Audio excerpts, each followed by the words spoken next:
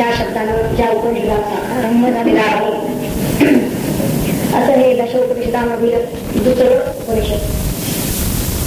याला केनोपनिषद असं म्हणलेलं आहे. सामवेदाची जी तलवकार शाखा, या शाखेच्या 9वा अध्याय म्हणजे उपनिषद आहे. आणि याला जैमिनीय उपनिषद असंही म्हटलं जातं. जैमिनीय ब्राह्मण ग्रंथाचा भाग म्हणून हे उपनिषद येतो. आचार्य शंकराचार्यांनी याचा उल्लेख तलवकार उपनिषदात केलेला आहे. केन उपनिषदाच्या शेवटी या उपनिषदाचा निर्देश ब्राह्मी उपनिषद असा आलेला आहे. या उपनिषदाला कोण कोण काय काय म्हणतात हे आपल्याला जरा सांगायला पाहिजे. या उपनिषदाचे प्रवर्तक ऋषी आहेत जैमिनी, महर्षी जैमिनी. या उपनिषदाचे 4 खंड आहेत आणि त्यातील 2 खंड, पहिले 2 खंड हे पद्यात्मक श्लोकात्मक आहेत आणि नंतरचे 2 खंड हे गद्यात्मक आहेत. या उपनिषदाची रचना संवादात्मक अशी झालेली आहे. म्हणजे इथं प्रश्नोत्तर रूपानं गुरु शिष्यांचा संवाद आलेला आहे. या उपनिषदामध्ये एकूण मंत्र आहेत 35. प्रथम खंडामध्ये 9 मंत्र येतात. द्वितीय खंडामध्ये 5 मंत्र आहेत. तृतीय खंडामध्ये 12 मंत्र आहेत आणि चतुर्थ खंडामध्ये 9 मंत्र आहेत. आता यामुळे जो संवाद आहे हा काही विशिष्ट एखादा गुरुचा आणि विशिष्ट शिष्याला केलेला असा नाही, तर तो प्रातिनिधिक स्वरूपाचा आहे. कोणत्याही काळातल्या गुरु शिष्यांच्या जोडीला हा संवाद लागू करणार आहे. त्यामुळे उपनिषदामध्ये नेमकं काय सांगितलेलं आहे? जगत उत्पत्तीचं रहस्य या उपनिषदामध्ये उलगडलेलं आहे. समस्त जगाचं अधिष्ठान परमात्मा आहे असं या उपनिषदात स्पष्टपणे सांगितलेलं आहे. पहिल्या 2 खंडामध्ये शुद्ध आत्मतत्वाचं वर्णन झालेलं आहे आणि नंतरच्या 2 खंडांमध्ये ईश्वराचं स्वरूप, त्याची उपासना आपण कशी करावी, शमदमाची साधनं, हा सगळा भाग दुसऱ्या 2 खंडातून येतो. मूलभूत सिद्धांत या उपनिषदामध्ये हा सांगितलेला आहे की निसर्गामध्ये ज्या ज्या घटना घडतात त्या प्रत्येक घटनेच्या मागे इतकंच काय, मनुष्याच्या प्रत्येक कृती मागे, त्याच्या हालचाली मागे त्या ब्रह्माची शक्ती आहे, तीच शक्ती असते असा एक सिद्धांत तिथे सांगितलेला आहे. आणि या उपनिषदानं हा संदेशही आपण आपल्याला दिलेला आहे की हे जाणणं की आपल्या प्रत्येक कृती मागे त्याचाच हात आहे, हे सत्य जाणणं म्हणजेच अमृतत्व मिळवणं आणि तसं ते आपण मिळवावं. कोणामुळे आपण या पृथ्वीतलावर आलो, कोणामुळे आपण वर्तत आहोत, कोणामुळे जन्माला आलो, कोणामुळे आपण स्थितीला आहोत या मानवी स्थितीला, आणि कोणामुळे आपण देहानं नष्ट होणार आहोत. हे आपण या मनुष्य देहामध्ये असताना जाणलं पाहिजे. आणि असं जो जाणतो त्याला अमृतत्व मिळालं, आत्मज्ञान मिळालं. आणि हे मिळवावं असं या उपनिषदानं सांगितलेलं आहे. यामधले शेवटचे जे 2 खंड आहेत त्यामध्ये ब्रह्माचं श्रेष्ठत्व सांगितलेलं आहे आणि ते सांगण्यासाठी म्हणून एक आख्यायिका आलेली आहे, कथा येते. या कथेमध्ये अग्नी, वायू, इंद्र इत्यादी ज्या देवता आहेत त्या देवतांना हरिमवती उमादेवी, त्या उमादेवीनं प्रार्थना केलेली आहे की आम्हाला उपनिषद सांगा, ज्ञान सांगा. अशी प्रार्थना केलेली आहे. म्हणून तिनं ब्रह्मज्ञान सांगायला सुरुवात केलेली आहे. म्हणून या उपनिषदाला ब्राह्मी उपनिषद असं म्हटलेलं आहे. या उपनिषदाची उत्पत्ती स्थाने ही या हैमवती उमादेवीनं सांगितली आहे. त्यामध्ये ती म्हणते तप दम कर्म हा या उपनिषदाचा मूलाधार आहे. तप दम आणि कर्म वेद हे याचे अंग आहे आणि सत्य हे याचं आयतन आहे, स्थान आहे. आता या ठिकाणी ब्रह्म या अर्थी तिने यक्ष हा शब्द वापरलेला आहे आणि ही यक्ष ही संज्ञा या ठिकाणची अत्यंत महत्वाची आहे. कोणत्याही दुसऱ्या उपनिषदामध्ये किंवा इतर कुठल्याही साहित्यामध्ये ब्रह्माला यक्ष असं म्हटलेलं नाही. तेही या उपनिषदाचं एक वैशिष्ट्य. यक्ष नावाची श्रेष्ठ शक्ती या जगात आहे आणि तिच्यापुढे देवांचं सामर्थ्य लटक आहे. हे ब्रह्म, उमादेवी म्हणते, हे ब्रह्म आपण तपश्चर्या करून ज्ञानाच्या साह्यानं संपादन केलं पाहिजे. त्या हैमवती उमादेवीचा उपदेश त्या उपनिषदाच्या उत्तरोत्तर खंडामध्ये अशा तऱ्हेने येतो. या उपनिषदावरती आद्य शंकराचार्यांनी 2 टीका लिहिली आहे. भाष्य त्यांची 2 उपलब्ध आहे, पदभाष्य आणि वाक्य भाष्य. वास्तविक इतर सर्व उपनिषदावर शंकराचार्यांनी एकच टीका लिहिली आहे. भाष्य एकच, पदभाष्य फक्त त्यांचं उपलब्ध आहे. म्हणजे पदाची फोड करून अन्वय करून त्याचा अर्थ सांगणे. पण असा सांगून झाल्यानंतर पुन्हा शंकराचार्यांनी वाक्य भाष्य केलेलं आहे. म्हणजे त्या त्या मंत्राचा वाक्यार्थ म्हणजे तात्पर्यार्थ काय हे पुन्हा सांगितलंय. अशी 2 भाष्य अन्यत्र कुठंही आद्य शंकराचार्यांनी केलेली नाही. यातच या उपनिषदाचं विशेष महत्व आपल्या लक्षात येईल आणि तो तात्पर्यार्थ समजून घेणं हे आपल्या लेखी अत्यंत अभ्यासाला मोलाचं आहे.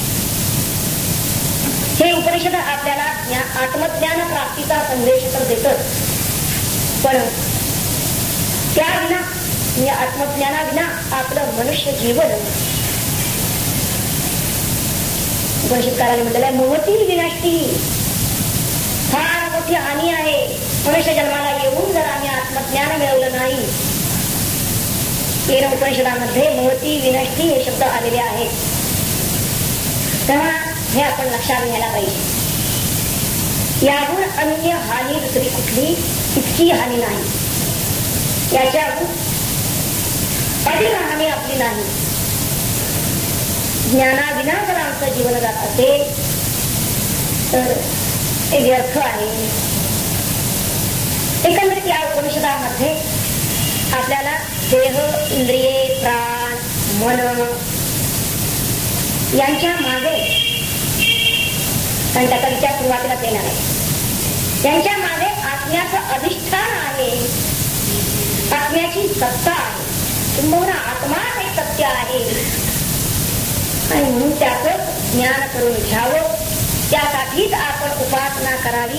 ती कशी करावी हे पुढच्या 2 खंडामध्ये येतं आणि याचं मार्गदर्शन या उपनिषदात उत्तम तऱ्हेने केलेलं आहे.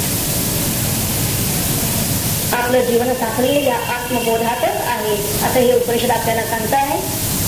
तेव्हा या उपनिषदाची आणि शांती मंत्र काय आहे प्रत्येक उपनिषदाला शांती पाठ किंवा शांती मंत्र आलेला आहे. पण या उपनिषदामध्ये 2 शांती मंत्र येतात. काय काय नाही तसे मानलेले नाही, एकच मानलेला आहे. पण 2ही शांती मंत्र हे उपनिषदाचं एकंदर स्वरूप असा विषय जर पाहिलं तर 2ही शांती मंत्र हेतुपूर्वक आणि आवश्यक आहे. त्यातल्या पहिल्या शांती मंत्राचा आपण आधी विचार करूया. शांती मंत्र आधी आपण म्हणूया. एक एक एक त्यातलं पद सांगितल्यानंतर आपण म्हणायचं. ओम सहना भवतु सहनौ भुनक्तु सह वीर्यं करवावहै तेजस्विनावधीतमस्तु मा विद्विषावहै. ओम शांति ओम शांति ओम शांति. आता या शांती मंत्रामध्ये सर्व क्रियापद जर आपण पाहिली तर द्विवचनी आहे. द्विवचन इथं वापरलेलं आहे. म्हणजे यामध्ये दोघे जण आहेत. तर हे दोघे कोण? गुरु आणि शिष्य.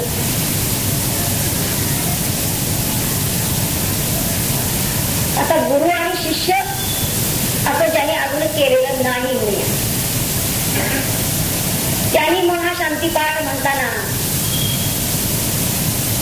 कोणता भाव ठेवायचा आहे? तर त्यांनी आपल्या चित्तामध्ये गुरुभाव आणि शिष्यभाव हे दोनही भाव ठेवायचे. आणि हे दोनही भाव अत्यंत आवश्यक आहे. आपल्यामध्ये गुरुभावही पाहिजे आणि लघुभावही पाहिजे. समजा आपण स्वतःला हीन अज्ञानी असं जर समजायला लागलो, तसा जर न्यूनगंड आपल्यात असेल तर आपल्याला आत्मज्ञान किंवा ब्रह्मज्ञान प्राप्ती होणार नाही. म्हणून आम्ही हीन नाही तर आम्ही अमृताचे पुत्र आहोत. त्या ज्ञान रवीचेच आम्ही किरण आहोत. तेजाचा तेजवून निघाला तो तेजीच्या ते लागला तया रश्मी यायचा. पण हे आधी त्याला वाटलं तरी पाहिजे. मग तो बोलू भला बोलू व्हावा नंतर.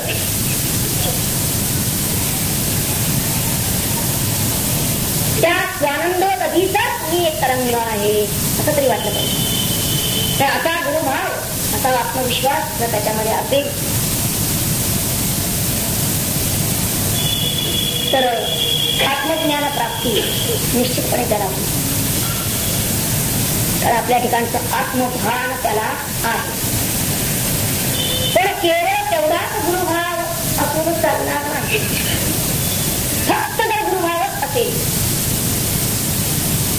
तर त्याचं पर्यवसान शेवटी अहमभावात होईल. त्याला अहमन्यता किंवा गर्व येईल. म्हणून लघुभाव सुद्धा पाहिजे. लघुभाव, शरणभाव, नम्रभाव. विद्या विनयेन शोभते तेव्हा हा विनय भाव.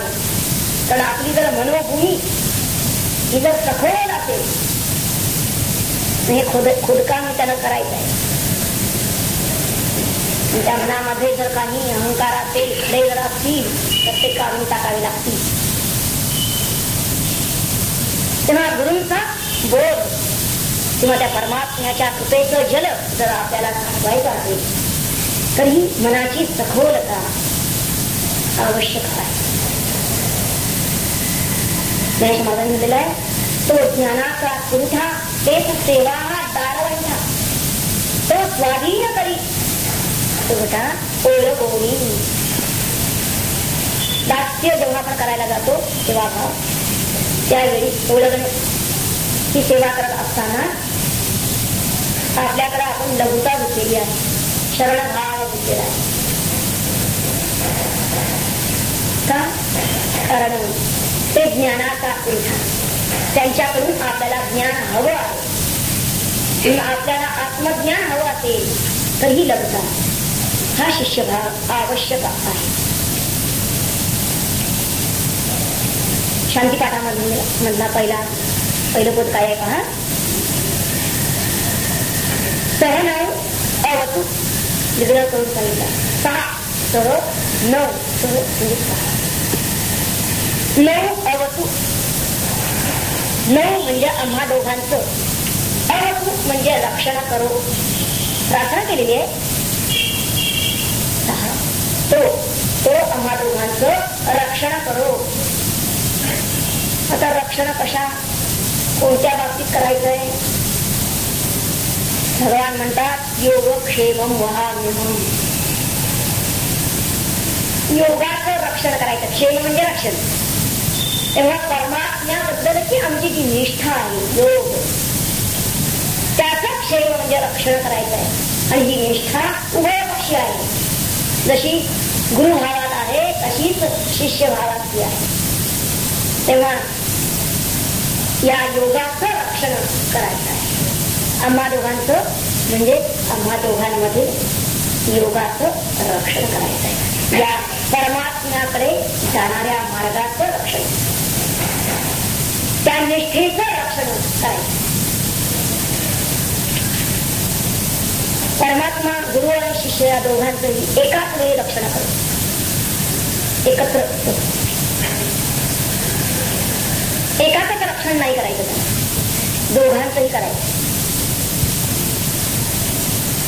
म्हणजे गुरुभाव आणि लघुभाव किंवा शिष्यभाव दोन्ही भावांचं रक्षण व्हायला पाहिजे. हे आपण विशेषत्वानं लक्षात घेऊया. दोनही भाव आपल्याला आवश्यक आहे. पुढचं बोलत आहे सह नऊ भुनक्तु. नऊ आपण दोघे सह एकत्र भुनक्तु भोग घेऊ. कशाचा भोग घेऊ? आधी आपण कशासाठी आलो आहोत एकत्र? भोग घेण्यासाठी का? भोग कशाचा आपण दोघे एकत्र येऊन घेणार आहोत?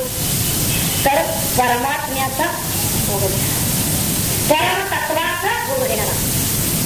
तेव्हा आपल्या दोघांच्याकडून एकाच वेळी त्या परमतत्वाचं भुनक्तु म्हणजे पालन घडो, पोषण घडो, भोग घडून पोषण घडून. गुरु केले शिष्याचा तो परमात्मा भाव, ब्रह्मभाव हा अधिकाधिक पुष्ट होत जायला पाहिजे. त्याला त्या ब्रह्मभावाचा भोग घडला पाहिजे. वीर्य सह करवावहै. वीर्यम असा शब्द इथं आलेला आहे. हे सामर्थ्य, ही शक्ती कशाबद्दलची? श्रुतींचा अर्थ समजून घेण्याचा प्रयत्न इथं करायला बसलेला आहोत. तेव्हा ही विद्या, ब्रह्मविद्या, ते सामर्थ्य, त्याला वीर्य असं म्हणलेलं आहे. कारण तेच तर त्याला बल देणार आहे शिष्याला. गुरूंचंही खरं वीर्य व सामर्थ्य यातच आहे, या ब्रह्मविद्येतच. म्हणून आधी त्या शास्त्रांचे, त्या महावाक्यांचे अर्थ त्यांना समजून घेतले पाहिजे. गुरूंना त्याचा अर्थ कळला आहे, म्हणजे त्यांनी तो जाणला आहे, अनुभवला आहे. ते सामर्थ्य त्यांच्या प्रतीला आलेलं आहे. तसंच ते शिष्यातही प्रतीत व्हायला पाहिजे. म्हणून आपण दोघंही एकत्र या ब्रह्मविद्येचं सामर्थ्य संपादन करूया. त्या महावाक्यामध्ये, त्या श्रुती वाक्यामध्ये काय सामर्थ्य आहे ते आपण मिळवूया, असं इथं त्यानं म्हणलेलं आहे. नऊ अधिकम तेजस्वी असू. नऊ आपले अधिकम म्हणजे अध्ययन, तेजस्वी असू, तेजस्वी असो, परत परिपूर्ण असो. तेजस्वी केव्हा? सगळ्या शंका असतील तर तिथं धूळच धूळ, प्रकाश कुठला? तेव्हा तेजस्वी म्हणजे जिथं अर्थज्ञान स्पष्टपणे होत आहे, निसंदेह असं ज्ञान, त्याला तेजस्वी ज्ञान असं म्हणतं. आणि परिपूर्ण ज्ञान त्याला तेजस्वी ज्ञान, कारण परिपूर्णतेमध्ये प्रकाश आहे. ना विद विषाद आहे. आम्ही दोघे एकमेकांचा द्वेष करू नये.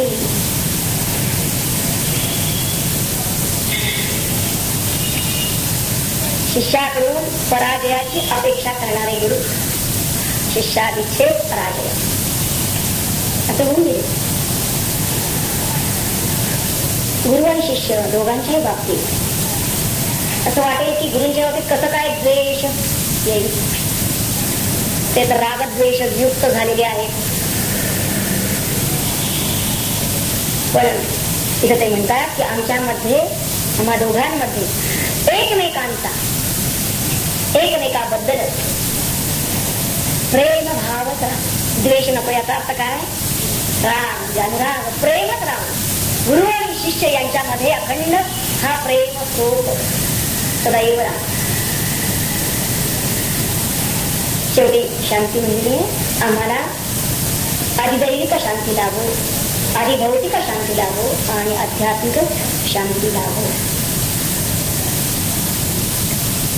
या मंत्रामध्ये, या शांतीपाठामध्ये अध्ययन, अध्यापन हे जे कार्य आहे, हे कार्य मुख्यत्वे दोघांनी मिळून, म्हणजे तिथं संघ भावना आहे, सहजीवन आहे त्या दोघांच्या मध्ये. त्या संघ भावनेनं ते केलेलं आहे आणि त्या दोघांमध्ये मुख्यत्वे संवाद आहे. श्रोता वक्ता, ज्ञाता आणि श्रोता, किंवा दाता आणि तो घेणारा, हे दोघेही कसे आहेत? सुसंवादित. त्यांच्यामध्ये दोघांमध्ये सुसंवाद साधलेला आहे, साधला पाहिजे हे या मंत्रात त्यांनी मुख्यत्वे सांगितलेलं आहे. आणि ते अत्यंत आवश्यक आहे आपल्याला पुढचं ब्रह्मज्ञान मिळवण्याच्या दृष्टीने. आणि तसा आमचा सुसंवाद साधो ही प्रार्थना परमात्म्याकडे केलेली आहे या शांतीपाठात. दुसरा जो शांतीपाठ आहे, या दुसऱ्या शांतीपाठामध्ये मुळात जो साधक आहे त्या साधकाच्या दृष्टीनं हा शांतीपाठ येतो की त्या साधकाचं व्यक्तित्व जे आहे ते कसं सुसंवादित पाहिजे. सुसंवादी व्यक्तित्व म्हणजे त्याचा देह, देहेंद्रिय, मन, प्राण हे सर्व स्तरावर, त्याचं शारीरिक, मानसिक, आध्यात्मिक अशा सर्व स्तरावर त्याच्या सुसंवाद पाहिजे. आणि तो किती आवश्यक आहे. आणि तसा तो सुसंवाद राहावा व्यक्तित्वामध्ये, यासाठी परमात्म्याची प्रार्थना या शांतीपाठातून केलेली आहे. प्रत्यक्ष शांतीपाठ काय आहे आपण तो म्हणूया. ओम आप्यायन्तु ममांगानि. त्या पदांचे शेवटचे जे अक्षर आहेत ते ह्रस्व आहेत. आप्यायन्तु ममांगानि ते ह्रस्व उच्चारायचे आहे. वाक् प्राण चक्षुश्रोत्रमथो. चक्षुश्रोत तिथं निसर्गाचा उच्चार आता श्र आलेला आहे पुढे जोडाक्षर, त्यामुळं फेकला गेला पाहिजे, जोरात आला पाहिजे. वाक् प्राण चक्षुश्रोत्रमथो धर्मेन्द्रियाणि च सर्वाणि सर्वं ब्रह्मोपनिषदम्. ब्रह्मोपनिषदम् नव्हे, ब्रह्मोपनिषदम्. लक्षात घ्या, काही ठिकाणी तो छापला नाहीये कधी. माहं ब्रह्म निराकुर्याम्. मा ब्रह्म निराकरो. अनिराकरणमस्व. निराकरणं मेतु तदात्मनिरते. य उपनिषत्सु धर्मास्ते मयि सन्तु ते मयि सन्तु. ओम शांति शांति शांति.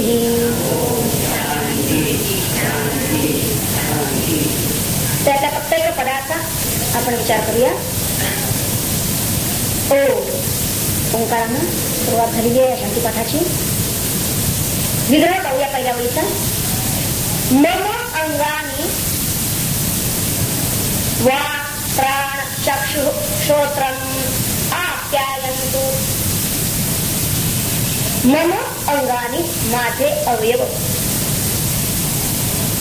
तसंच च वाक् प्राण चक्षु श्रोत्रम वाणी, प्राण, डोळे, कान आप्यायन्तु पुष्ट हो आप्यायन्तु. हे मुळात आधी पुष्ट पाहिजे. त्या सर्वांमध्ये शक्ती पाहिजे. शरीरम आद्यम खलु धर्म साधन. शरीरम आद्यम खलु धर्म साधन.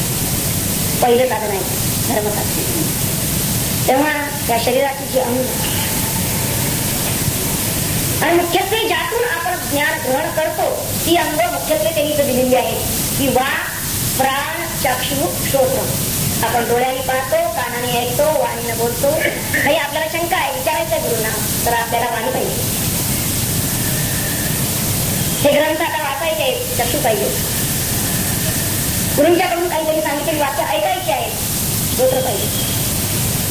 आणि या सगळ्यासाठी प्राण तर पाहिजेच पाहिजे, कारण प्राणाशिवाय कोणतीच क्रिया होणार नाही.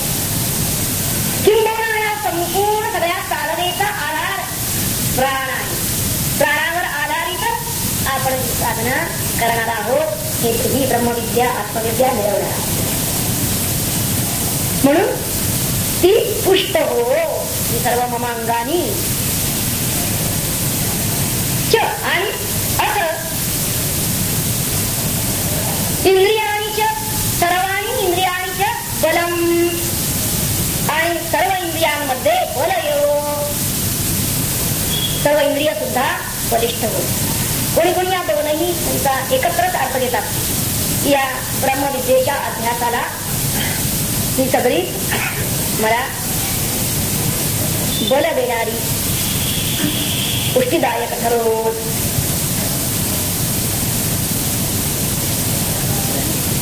पण या पहिल्या वाक्यातून आपल्याला निश्चितपणे एक अभिप्रेत झालेला आहे की आपल्याला परमात्म्यानं ही सगळी इंद्रिय दिलेली आहे.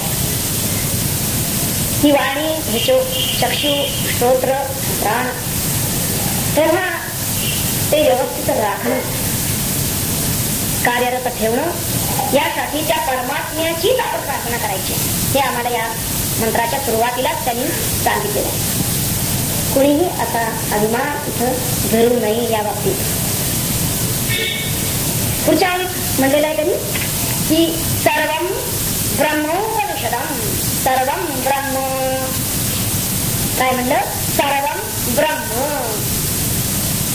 शंकराचार्य म्हणतात सर्वं खलु इदं ब्रह्म. इथं इदं सुद्धा शब्द वापरलेला नाही. सर्वं ब्रह्म. इदंता सुद्धा. तेव्हा म्हणजे हे म्हणून काही आहे ते सगळं ब्रह्म आहे असं सुद्धा सांगायची जरूर नाही. तर सर्व ब्रह्म. आता हे ब्रह्म कुठं आहे? कुठं सांगितलं गेलेलं आहे? उपनिषदम.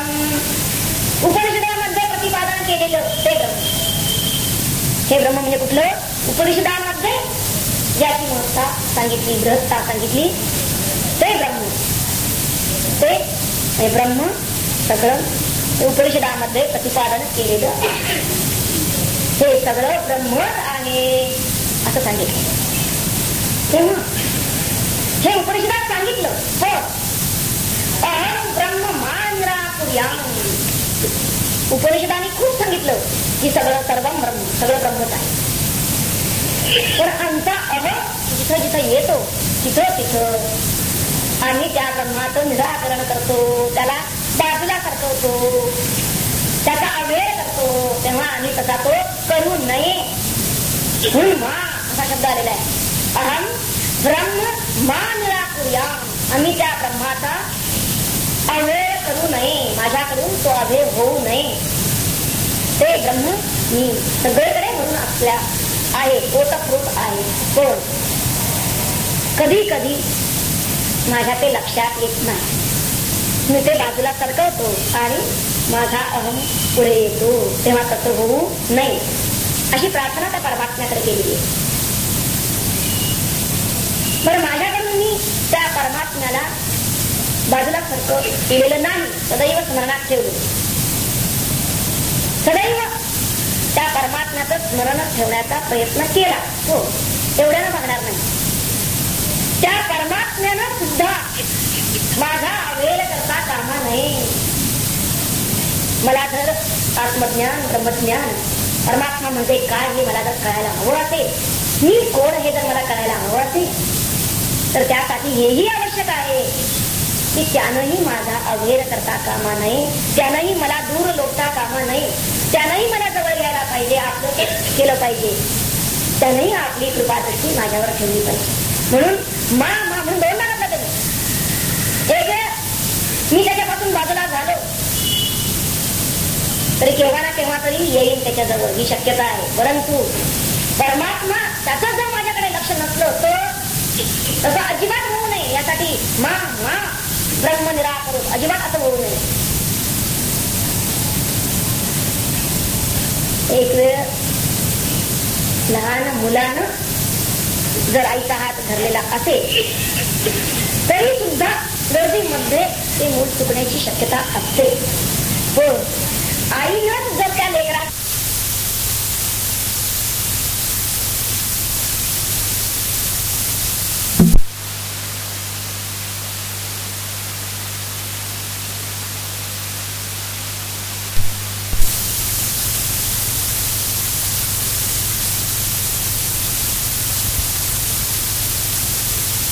आईचा हात धरलेला असेल तरी सुद्धा गर्दीमध्ये ते मूल चुकण्याची शक्यता असते. हो, आईनंच जर त्या लेकराचा हात धरलेला असेल तर अजिबात चुकायला नको. ताटातून अजिबात होणार नाही, ही खात्री आहे. म्हणून ब्रह्म मा निराकरण, त्या ब्रह्माकडून माझा अवहेल कधीही होऊ नये यासाठी सांगितलेला आहे. कोणत्याही काली आणि कोणत्याही स्थळी मा हे शब्द यासाठी येतात.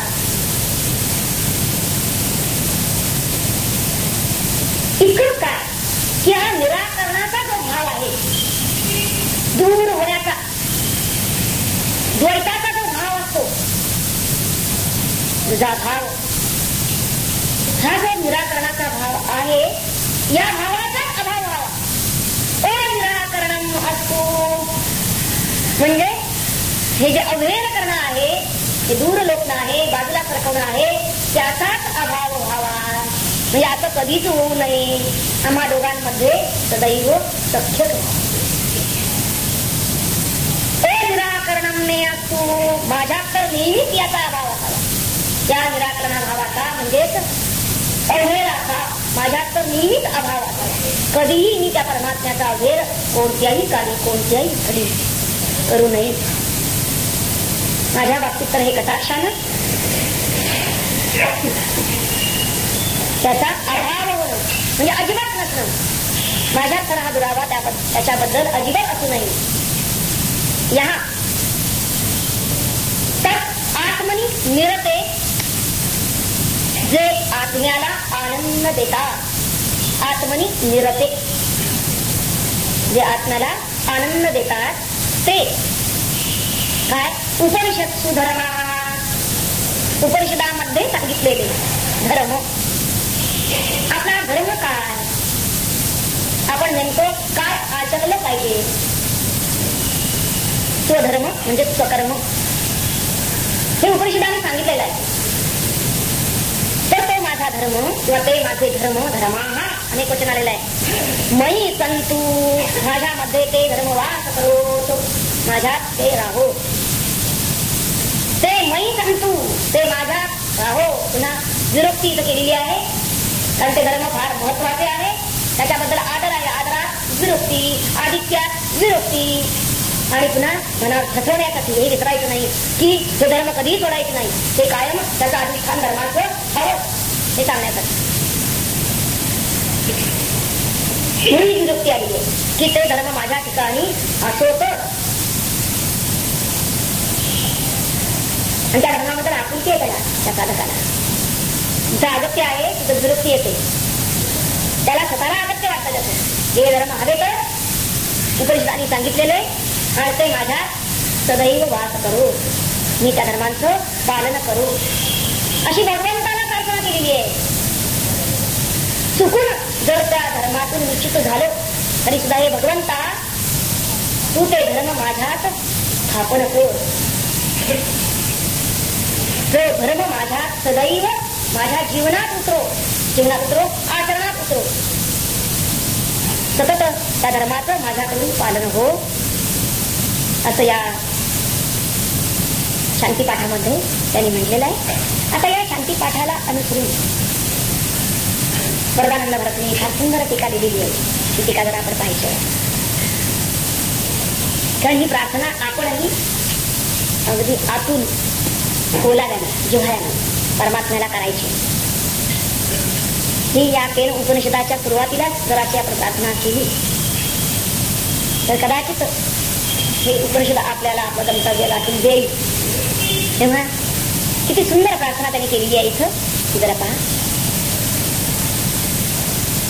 परमात्मन हे ओंकार रूपा, सदा मजवरी करे कृपा, वाढवी माझ्या साक्षेपा, साधनी जो फलदायी, पुष्ट आणि कार्यक्षम, होत सारी गात्रे मम, बोलण्याचे करी काम, समर्थ हो ती वाणी, चेतनेचे अधिष्ठान, परिपुष्ट तो हो प्राण, वस्तुरूपाचे देती ज्ञान, सतेज नेत्र होत ते, भावयाची ज्ञानप्राप्ती, श्रवणाचे फार महती, म्हणून लाभो पुरी शक्ती, दोन्ही कानात माझ्या, उत्साह ओज आणि क्षमता, याची बलवणती तत्वता, मिळो तयाची परिपूर्णता, माझी या देहाप्रती, माझी इंद्रिये इतर सारी, ज्ञानाची वा कर्माधिकारी, आपल्या कामी सर्वतोपरी, सशक्त व्हावी यथा न्यायी, सर्व जे दिसते भासते, ब्रह्मरूप आहेच ते, उपनिषदानी जयाते, वाखाणले ते परोपरी, त्या ब्रह्मापासून दूर, मी नव्हावे तिळभर, ब्रह्माने खरोखर मला दूर करू नये, माझ्यात ब्रह्मात दुरावा, कधीही ना उत्पन्न व्हावा, एक रूपताच अनुभवा येईल, ऐशी स्थिती राहो, एकनिष्ठ मी परमात्म्याची, राहून वागता विशेषी, धर्मसारे लाभोत मदती, उपनिषदांनी वर्णिले ते, धर्माचे पहिले साधन, शरीर म्हणती सज्जन, कार्यक्षम इंद्रियगण, नसता यत्न पांगुळती, म्हणून शरीराच्या पोषणा, केली ईशाची प्रार्थना, इंद्रियांचा बळकटपणा, परी ओढा विषयाकडे, यात मागितले वरदान, की कधी अंतःकरण, परमात्म्याची सोडून, इतर कोठे रमू नये, केवळ स्वबल प्रयत्नाने, साधेना ईश्वरी रंगणे, त्यातही मनाच्या चंचलपणे, सातत्य राहणे दुर्घट, प्रामाणिक प्रयत्नावर संतुष्ट होऊन ईश्वर, करील जरी अंगीकार, तरी तरंगे म्हणते थे, म्हणून या शरणागती, पूर्णतेची नेण्याश्रुती, साधकाची ध्येयपूर्ती, व्हावयाची पुन्हा म्हणे, आणि त्या परब्रह्मानेही उपेक्षा माझी करू नाही, विषयासक्तीच सर्व देई, दुरावा निर्मी ब्रह्माची, श्रद्धा प्रेम भाव भक्ती, उत्कटतेने असल्या चित्ती, शरीर बळे ध्येयाप्रती, सहजतेने पोचताये,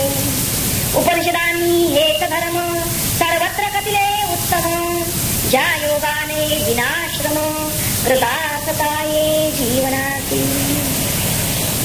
हा जो सुंदर भाग आलेला आहे, इतकं सुंदर विवेचन मला त्याचे भाग आहे. आपल्याला जे म्हणायचं ते इतक्या परिपूर्ण शब्दात आणि समर्पक शब्दात, इतक्या भावपूर्ण तऱ्हेनं त्यांनी व्यक्त केलेला आहे.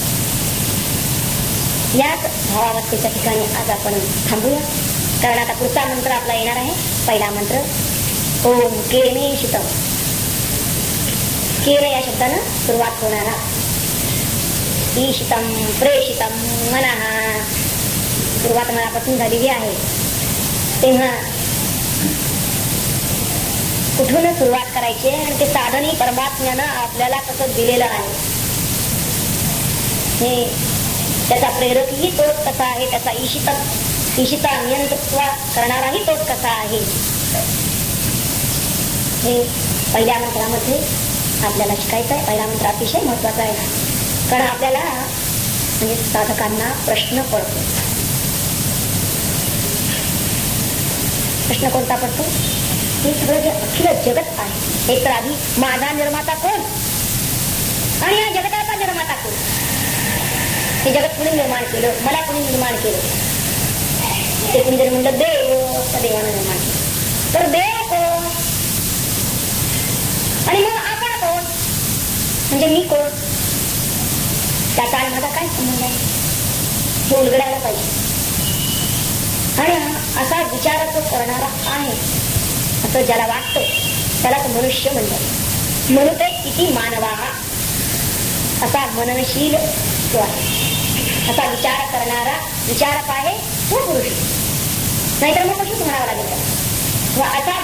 असा विचार करणारा, त्या विचार करणारा मागचं मन, त्याची बुद्धी ही तर अभिप्रेत आहे. तो कोणत्या टप्प्यावर आलेला आहे ते आपल्याला आधी पाहायचं आहे. आणि म्हणूनच या शांतीपाठामध्ये शेवटी त्यांनी जे म्हणलेलं आहे की हे आचार धर्म त्यांचं मी नीट पालन करो, आणि हे तो मानतो. या आचार धर्मांचं नीट पालन करून ती ज्ञाननिष्ठा योग्यता त्याला प्राप्त झालेली आहे. कारण सधर्म पालनाचं फळ आहे काय? संसिद्धी, त्याचा प्रसाद की वैराग्य. वैराग्य म्हणजे या ऐहिक, या भौतिक ज्या ज्या काही गोष्टी आहेत त्यांच्यापासून त्याची अनासक्ती त्याच्या चित्ताची निर्माण झालेली आहे. त्यातलं वैयर्थ ज्याला कळलेलं आहे, आणि वैयर्थ कळल्यामुळे आता खऱ्या सुखाचा तो शोध घेतो आहे. खरा आनंद कशात आहे याचा शोध घ्यायला कळलेला आहे. त्याच्याच चित्तात हे प्रश्न उठणार आहे की मी कोण आहे, त्या जगताचा करता कोण आहे. मधला पहिला मंत्र आज आपण पाहणार आहोत. मंत्राचा आहे म्हणे आवडतो. ओम केलेशितं वदति प्रेषितं मनः,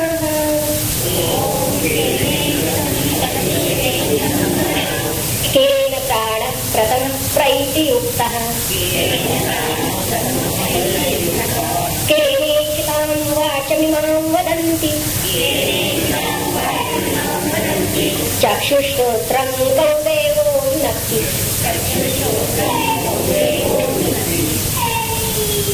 केन ईशितं प्रेषितं मन पद. कोणाकडून? केन कोणाकडून? ईशितं केवळ इच्छेने, प्रेषितं प्रेरित झालेले मन मन, तदती विषयाकडे धावते जाते.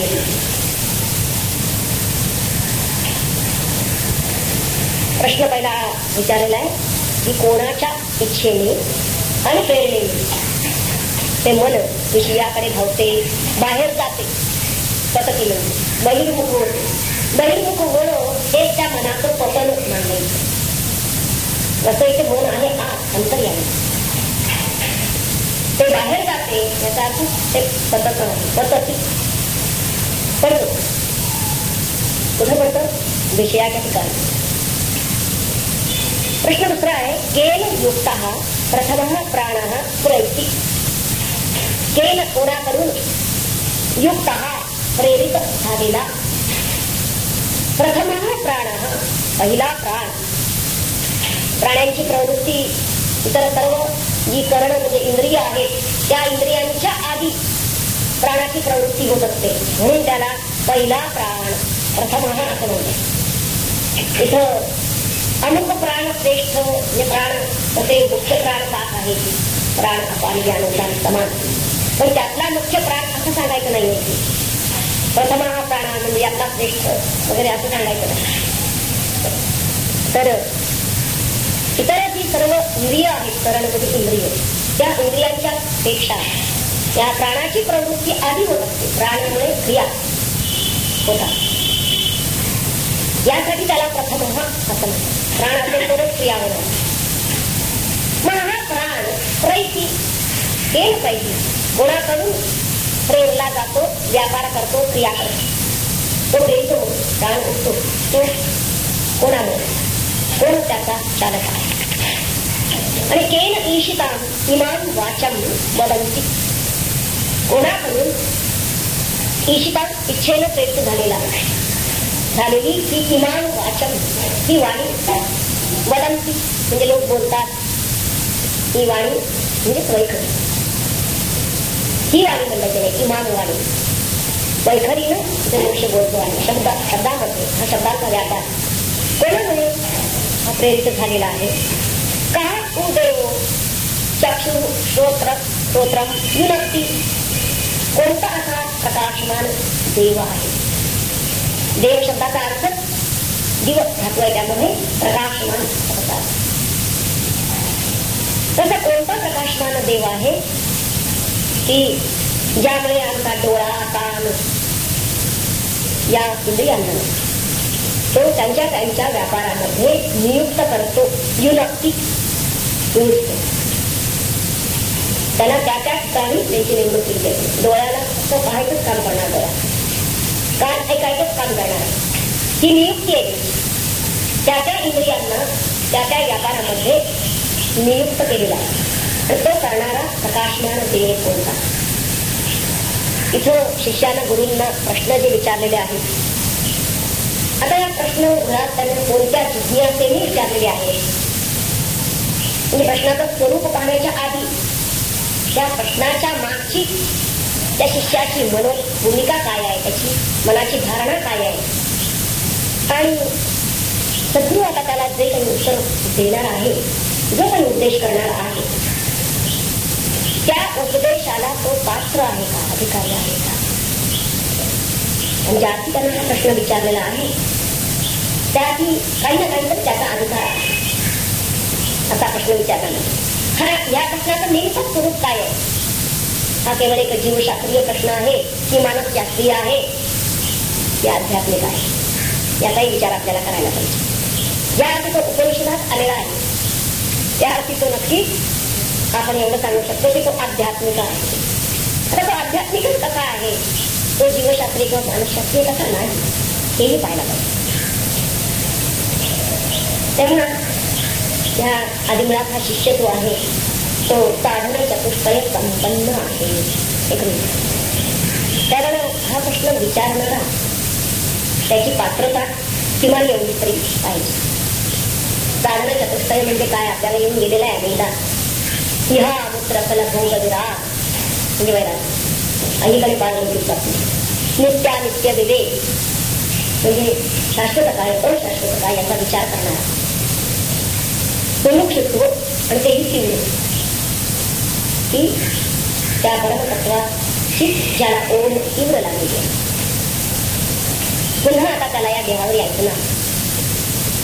आणि चौथी त्याच्याजवळची कारण संपत्ती षट संपत्ती म्हणजे आहे, क्षमाधी षट संपत्ती.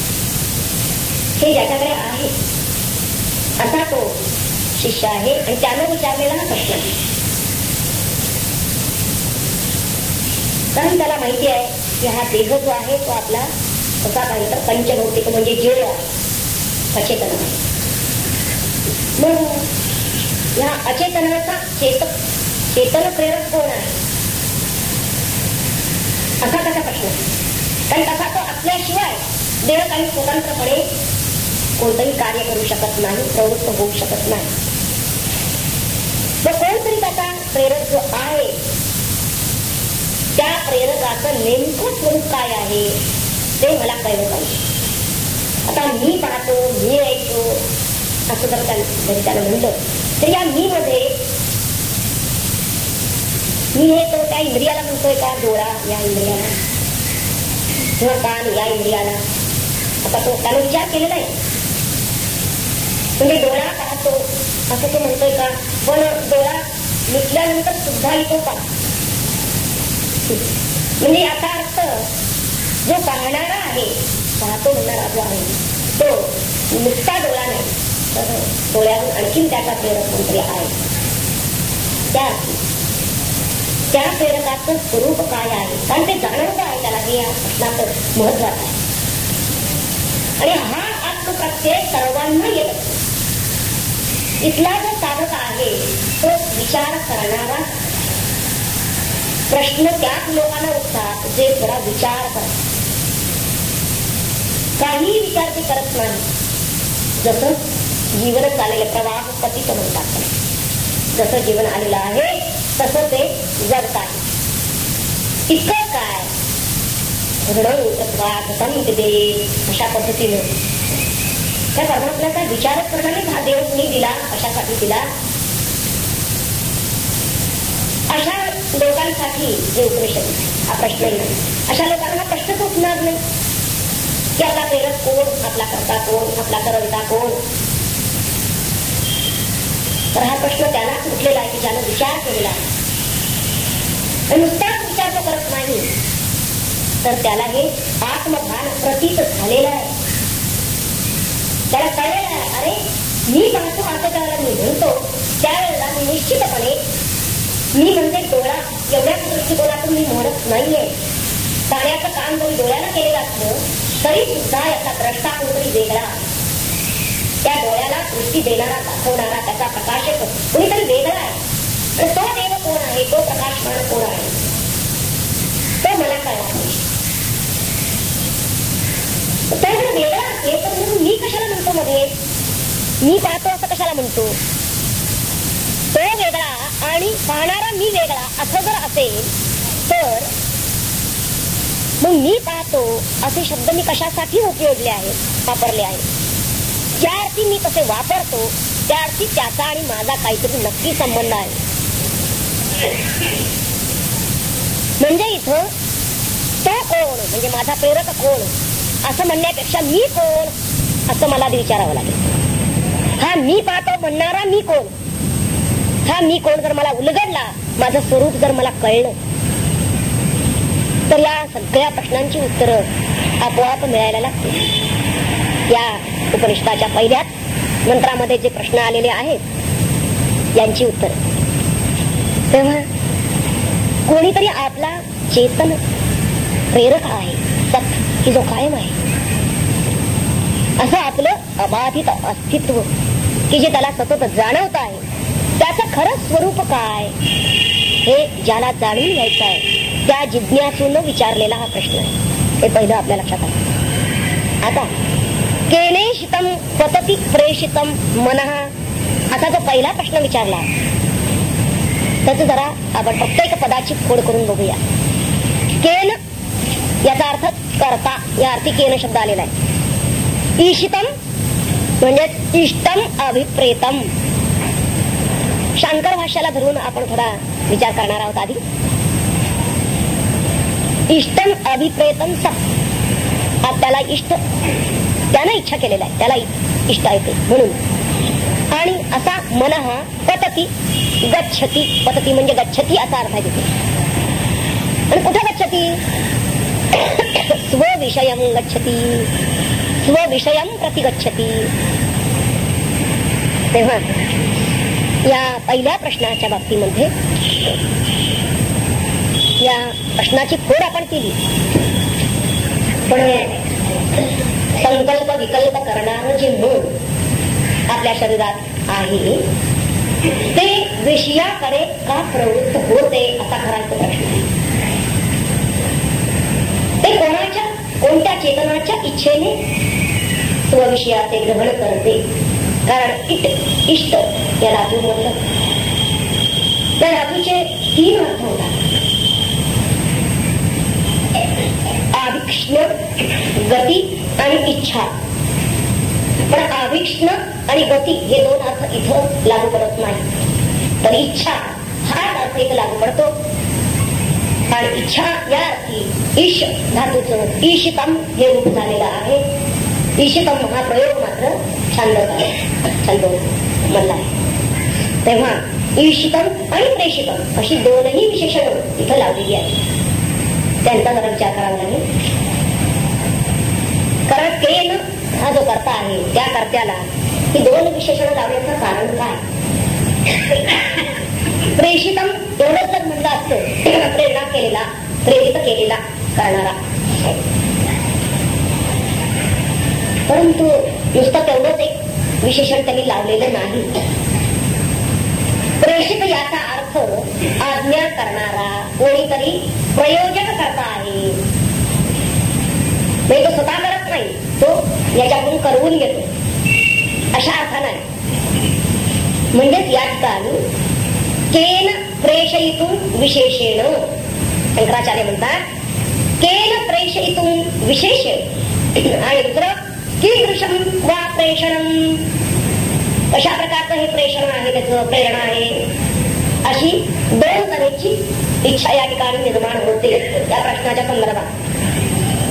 याचा प्रेरक विशेषत्वानं कोण आहे, नेमका कोण आहे आणि कशा प्रकारची ही त्याची प्रेरणा आहे. तेव्हा ईशितम असं एकच विशेषण किंवा प्रेषितम असं एकच विशेषण असतं, तर ह्या दोन ज्या इच्छा आकांक्षा प्रश्नकर्त्याच्या मनात निर्माण झालेल्या आहेत त्या दोनचं समाधान झालं नसतं. म्हणून इथं ईशितम आणि प्रेषितम या दोनही पदांनी इथे या दोनही आकांक्षा निवृत्त होतात, म्हणजेच समाधान पावतात. कसं बघा, कस्य इच्छा मात्रेण प्रेषितम असा अर्थ यातून आपल्याला निश्चितपणे मिळू शकतो. कुणाच्या इच्छा मात्रेनं हे प्रेरित झालेलं आहे. म्हणून स्वतंत्रपणे तर इच्छा काय करतो आहे का, नाही. मग कुणाच्या, त्याच्या इच्छेनं, म्हणजे प्रेरणा ही त्याचीच आहे आणि इच्छा ही त्याचीच आहे, किंबहुना फक्त त्याचीच आहे, अन्य कुणाचीही नाही हे सांगण्यासाठी म्हणून ईशितम आधी आलेला आहे आणि मग पुन्हा प्रेषितम आलेला आहे. इच्छा निर्माण झाली आणि ती इच्छा पुन्हा चालवली गेली, प्रेरित केलं, ती कार्यरत झाली, यासाठी प्रेषितम हा शब्द येतो. म्हणजे ईशितम मध्ये इच्छा निर्माण झालेली आहे. एकोहम भवत्याम प्रजायेय असं भगवंताच्या ठिकाणी इच्छा निर्माण झाली आणि ह्या भगवत इच्छेतून आपल्या विश्वाची उत्पत्ती झाली. त्या म्हणून याचा ईशितम हा भगवंता. पण नुसती इच्छा होऊन चालणार नाही. त्या इच्छेनं जे जगत निर्माण झालं ते जगत चालवलं पाहिजे, त्याला प्रेरणाही दिली पाहिजे. तर त्याचा चालक जो आहे तो सुद्धा, तो प्रेषितम सुद्धा भगवंतच आहे. तेव्हा प्रेषितम हे विशेषण देण्याचं प्रयोजन मुख्यत्वे असं आहे की देहादी जो संघात, जरा समुदाय, देह, इंद्रिय सगळं त्यामध्ये आलं, वाणी आली, प्राण आले, सतत हा 24 तत्वांचा मिळाला. तर याच्याहून कोणीतरी प्रवर्तक, याचा वेगळा प्रवर्तक आहे हे या प्रश्नकर्त्याच्या, त्या शिष्याच्या लक्षात आलेलं आहे. आणि असा जो कोणी आहे त्याच्या इच्छेनं हे चालतं आहे, त्याच्या इच्छेनं हे प्रेरित होत आहे, इतकंच काय, पण केवळ त्याच्याच इच्छेनं हे प्रेरित होत आहे हे त्याच्या लक्षात आलेलं आहे. आणि म्हणून इथं ईशितम आणि पुन्हा प्रेषितम असं दोनदा सांगितलेलं आहे. नुसताच प्रेरक नाही तर त्याचा हे संपूर्ण चालावं याचा, त्याची इच्छा करणारा सुद्धा तोच आहे. म्हणजे त्याच्याच इच्छेनं हे चालू आहे आणि त्याच्याच प्रेरणेनं चालू आहे. म्हणून ही ईशितम आणि प्रेषितम दोन विशेषणं इथं मुख्यत्वे आलेली आहेत. आता हे मन स्वविषयाच्या ठिकाणी प्रवृत्त जे होतं, तिथं पद्धती स्वविषयाकडे प्रवृत्त होत. हे स्वतंत्रपणे होतं का? जर ते स्वतंत्रपणे होतं असं मानलं तर मुख्यत्वे कोणीही अनर्थाचं चिंतन करणार नाही. अनर्थाची प्राप्ती व्हावी असं काही कुणाला वाटत नाही.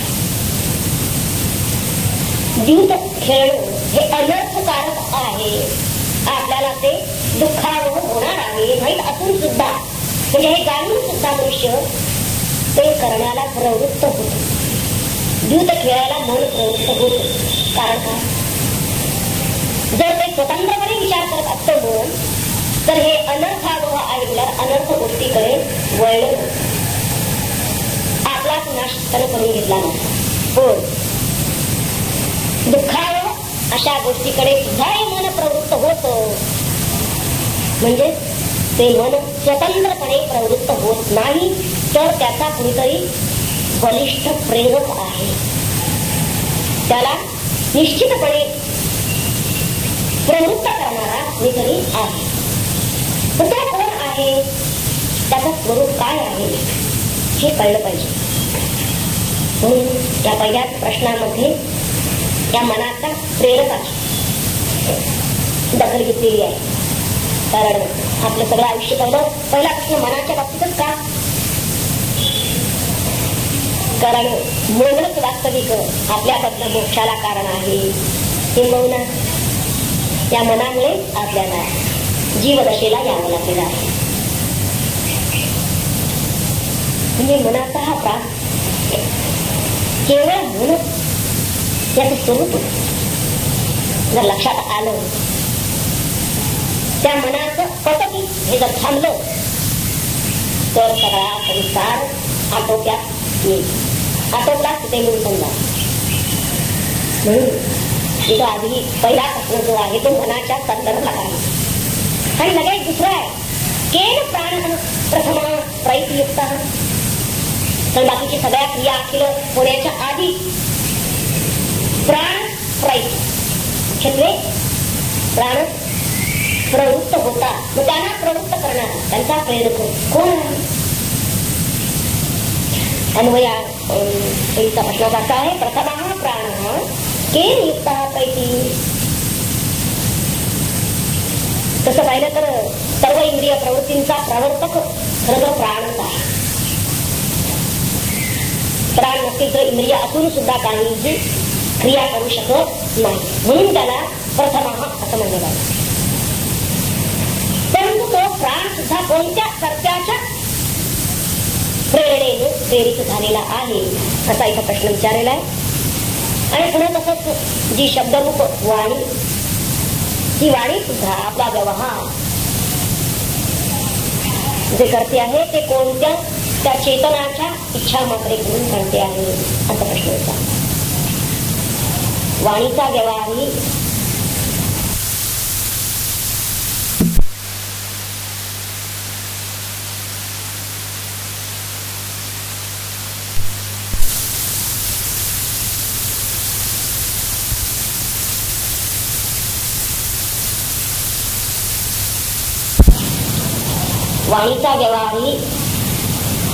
करणारा चेतक कोण आहे. तसंच चक्षु इंद्रिय, श्रोत्र इंद्रिय हे आपापल्या विषयामध्ये जे प्रवृत्त होतात त्यांचा प्रकाशक कोण आहे. कोणीतरी एक स्वयंप्रकाश आहे की जो त्यांना प्रकाश करतो आहे, प्रकाशित करतो आहे. डोळ्याला पाहण्याची शक्ती देणारा प्रकाशक नक्की आहे. तेव्हा तो चेतन कोण, त्याचं स्वरूप काय असा इथे प्रश्न विचारला. आणि जर का हा जीवशास्त्राला धरून असता तर त्यांनी निश्चितपणे त्या डोळा कान इंद्रियांची चिंता केली आहे, पण तसं नाही. बरं, मनाचा भाग आलेला आहे, मनाचं शास्त्राला धरून असतं तर मनविषयक आराखडे मांडले गेले असते, पण तसंही नाही. त्याच्या लक्षात आलेलं आहे त्या शिष्याच्या की हे मन, हा प्राण किंवा ही इंद्रिय त्या संपूर्ण देव संघाताच्या मागे, कारण ही सगळी कशी आहे, एक तर स्वतः जड आहे आणि सदैव विकारी आहे, बदलणारी आहे. एक नुसता डोळा जरी घेतला इंद्रिय तर त्यात सुद्धा बंधत्व, पटत्व असे धर्म आहेतच. त्याचे अंधत्व, तिसरा ते डोळ्याला एक तर पटत्व ते छान दिसे, बंधत्व चष्मा लावून दिसे आणि अंधत्व काही दिसणार नाही. हे धर्म जे आहे ते त्या इंद्रियाचे आहे. पण या तीनही अवस्थेमध्ये त्याला ज्याच्यामुळे दिसतो हे डोळा हा विकारी आहे हे सांगण्यासाठी म्हणून हे मंदत्व, अंधत्व आणि पटत्व सांगितलं. पण तरी त्याला ज्याच्यामुळे दिसतो दृष्टी आहे तो प्रकाशक कोण? कारण डोळा काढून सुद्धा ज्या वेळेला एखाद्या दान करायचं आहे, नेत्रदान, व्यक्ती गेल्याबरोबर लगेच डोळा काढून येतात, तो व्यवस्थित लक्षण करून ठेवला जातो. आता हा डोळा नुसता जो ठेवलेला आहे त्या डोळ्याला पुन्हा पुन्हा दिसणार आहे, नुसत्या ठेवलेल्या डोळ्याला दिसणार नाही. ज्या एखाद्या चेतन व्यक्तीला तो बसवला जातो त्याच वेळी त्या डोळ्याला दिसतो, तोपर्यंत नाही. तर निश्चितपणे तिथं तो चेतक वेगळा आहे, प्रकाशक वेगळा आहे. जर नुसत्या डोळ्याला दिसला असतो तर जो ठेवलेला डोळा आहे त्यालाही दिसला. तेव्हा या प्रश्नाचं उत्तर ज्याची उपनिषदात आलेला आहे, अध्यात्मशास्त्रात आलेला आहे, या श्रुती ग्रंथात आलेला आहे, त्याची या प्रश्नाकडे पाहण्याचा त्याचा दृष्टिकोन हा आध्यात्मिक आहे त्या शिष्याचा. आणि वेदांनी आपल्या जीवनाचं, मानवी जीवनाचं शाश्वत जे सत्य, त्या सत्याला त्यांनी प्रगट केलेलं आहे उपनिषदामध्ये. आणि ते आपल्याला इथं आधी हा प्रश्न आणि मग उत्तरातून आपल्याला मिळवायचा. तेव्हा इथं प्रश्न असा आहे की आपल्या जीवनाचा प्रेरक कोण आहे, आपल्या जीवनाचा प्रकाशक कोण आहे आणि आपल्या जीवनाचा प्रशासक कोण आहे. कारण नियुक्ती असंही म्हणलेलं आहे. प्रशासक हा नियुक्ती करतात, अमुक माणसानं अमुकच करायचं आणि असंच करायचं हे सांगितलं जातं. कानानं करायचंच काम करायचं, ही नियुक्ती कुठली आहे? म्हणजे प्रशासकाची. याच पद्धतीने म्हणजे तो जसा प्रेरक आहे तसाच हा प्रकाशकही आहे आणि तसाच प्रशासक हवा. या तीनही गोष्टी यामध्ये आपल्याला उलगडून घ्यायच्या आहेत. तेव्हा शिष्य हा मुळात आध्यात्मिक वृत्तीचा आहे हे याच्यातून आपल्याला नक्की करून आलेला आहे. आता तो शिष्य हा प्रश्न विचारणारा आणखी त्याची मनोधारणा कशी आहे, त्याचं व्यक्तित्व कसं आहे ते आपल्याला उलगडायला पाहिजे. कारण तसे आपलं व्यक्तित्व असल्याशिवाय आम्हाला हा प्रश्नच उलगडणार नाही आणि मग प्रश्न उलगडला पाहिजे आपल्याला उत्तरही कळणार नाही. आपली मनोभूमिका कशी तयार व्हायला पाहिजे याचं मार्गदर्शन या प्रश्नातून आपल्याला होईल. तर मुळात वैषयिक जीवनमूल्य म्हणजे हे संपूर्ण अखिल जगत आणि विषय यांचं शून्यत्व, यांचा क्षणिकत्व, अशाश्वतपणा हे या शिष्याला उमरलेला आहे. त्याच्या मागे दडलेलं काय आहे या प्रश्नाच्या मागे ते लक्षात आलं पाहिजे. आणि हा शिष्य निश्चितपणे जे काही वेदांनी कर्मयोग आचरायला सांगितलं, कर्मानुष्ठान, ते कर्मानुष्ठान यथायोग्य प्रमाणे करत आलेला आहे, शुद्ध चित्त झालेला आहे. आणि त्या शुद्ध चित्तामधून त्याच्या ठिकाणी वैराग्य आहे. म्हणून तो त्या विषयांपासून परावृत्त झालेला आहे. विषयांपासून परावृत्त झाल्यानंतरच त्याच्या चित्तात हे प्रश्न उठणार आहे आणि म्हणून उठलेले आहे. ज्याचं चित्त मन हे विषयांची युजयुक्त आहे, शिवून टाकलं गेलेलं आहे विषयांशी, त्याला हा प्रश्न कधीच उठणार नाही की या मनाचा प्रेरक कोण. हे मन केन ईशितम प्रेषितम पठती